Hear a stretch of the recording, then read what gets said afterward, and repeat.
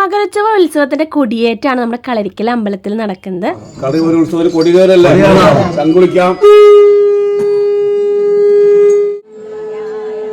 നല്ല ഭംഗിയായിട്ട് കൊടിയേറിയിട്ട് ഇനി 3-ാം പക്കാണ് മകരച്ചൊവ്വ. ഇന്നൊരു ഞായറാഴ്ചയായിരുന്നു കേട്ടോ കൊടിയേറ്റം. നമ്മുടെ അമ്പലത്തിന്റെ എല്ലാ പ്രദേശവാസികളും അന്ന് കൊടിയേറ്റത്തിന്റെ അന്ന് എത്തിയിട്ടുണ്ടായിരുന്നു കേട്ടോ. പിന്നെ കൊടിക്കൂറയും ദേവിക്കുള്ള ഈ ഡ്രസ്സുകളും നവഗ്രഹത്തിനുള്ള എല്ലാ ഡ്രസ്സും അമ്മയാണ് കേട്ടോ തയ്ച്ചു കൊടുക്കുന്നത്. അപ്പം അമ്മ നൂലുമ്പൊക്കെ എടുത്ത് നല്ല വൃത്തിയിൽ ഡ്രസ്സൊക്കെ തയ്ച്ച് പാക്ക് ചെയ്ത് വെച്ചാണ്. അപ്പം ഞാൻ നമ്മുടെ ഈ വീഡിയോയിൽ ചെറുതായി ചേർത്തു കേട്ടോ.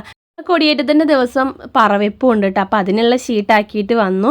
അങ്ങനെ എൻ്റെ അമ്മയും അന്നുള്ളതുകൊണ്ട് 2 അമ്മമാരും പിന്നെ പറവയ്ക്കൊക്കെ ആയിരുന്നു കേട്ടോ.